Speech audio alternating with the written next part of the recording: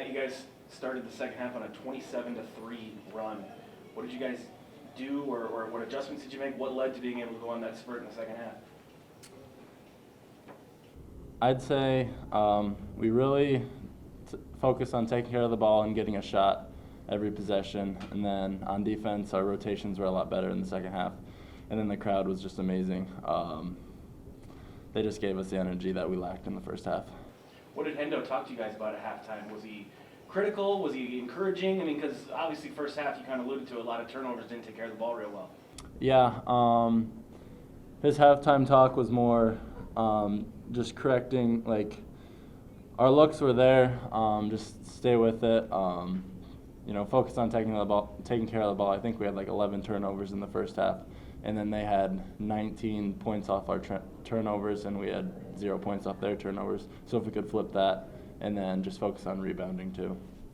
David, as far as those turnovers and the kind of sloppiness on offense in the first half, how much of it did you feel like was pressure they were creating on defense? How much of it did you feel like was kind of self-inflicted errors? So what we noticed was when we got to the paint, they took off the corner shot, so that when we passed it to the corner from the paint, they took that all the way out, and we just tried that. And then when we tried to throw it in the post, they came from the bottom side, and that kind of hurt us a lot too. And then some, it was just sloppiness. And I think the second half we just we did really good. I think we had 2 turnovers or something. So. Did it feel like it seemed like you guys also didn't shoot real well early? Missed a few bunnies, missed some open threes. You and I think it was Noah hit back-to-back threes. Did it seem like that kind of energized you guys a little bit? Yeah, I think just the second half overall, everything we was doing, it was just giving us energy, and we was just feeding off it, and we got it up to 20.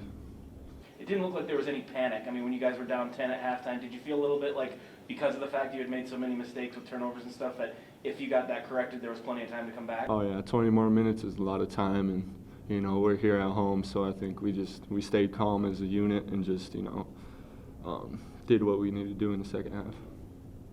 First off, appreciate you guys coming. Before, as you guys know, I love talking about our guys, and I'm very, very proud of our guys. But before that, I certainly have to give a shout out to our incredible fans. What a weekend they've had. I mean, Thursday, home basketball game, Friday, home basketball game, 2 events on Saturday and 2 events today. And the support that they show each and every one of our student athletes is really, really special.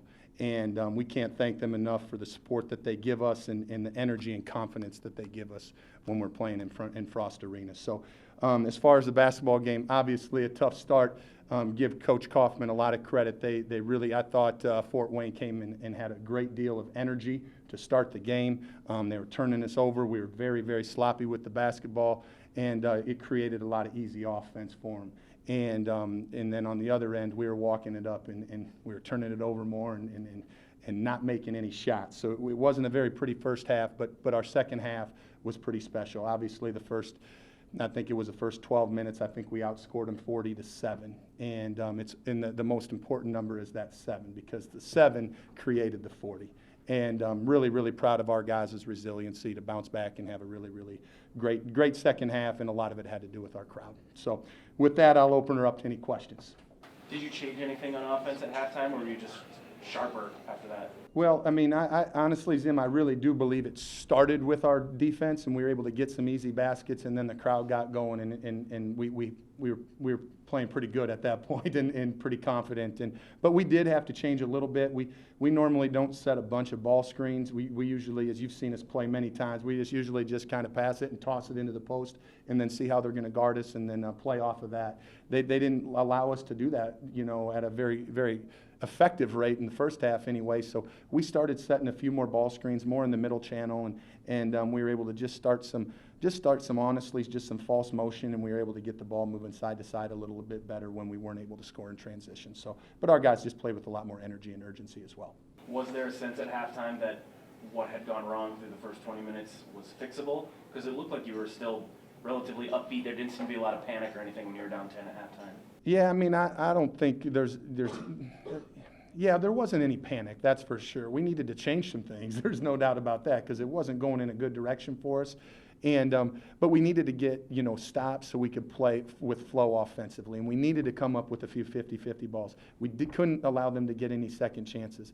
And then when we do that, then the crowd gets going. They love that. And then once they get going and then the energy and confidence that we play with, we share the basketball very well. It can be a fun way to play and a successful way to play too. So, 20 wins. What does that mean to you for this team to reach that plateau this year? yeah, obviously I'm very proud of our guys. We don't really talk about it. We don't really think about it. We try not to get too far ahead of ourselves. We know we play North Dakota on Wednesday, and it's not going to be an easy game. They're very well coached. Marlon Stewart is one of the better guards in our league who gets to the foul line like crazy and scores in multiple ways. They got other players down, the Rabracha kid, and is a really tough mismatch on the block. So obviously I'm very proud of our guys and for the 20-win plateau, but it is what it is, and we're still trying to get better, and we're trying not to get ahead of ourselves. And let's just see if we can get better a little bit every single day, because we're not playing our best basketball right now, so we do need to clean some things up. But regardless of what happens going forward or any of that, I mean, 20 wins it means something, especially when, this is a program that has a tradition of winning 20 games just about every year. For you to come in your first year and kind of keep that going, for these new players to come in and keep that going, that has to mean something. Were you doubting something, Zim? Maybe. No, obviously it is, and it doesn't just speak for our team this year. A lot of credit goes to our guys, no doubt about it. But it speaks for the tradition of this place. It speaks to what this place stands for.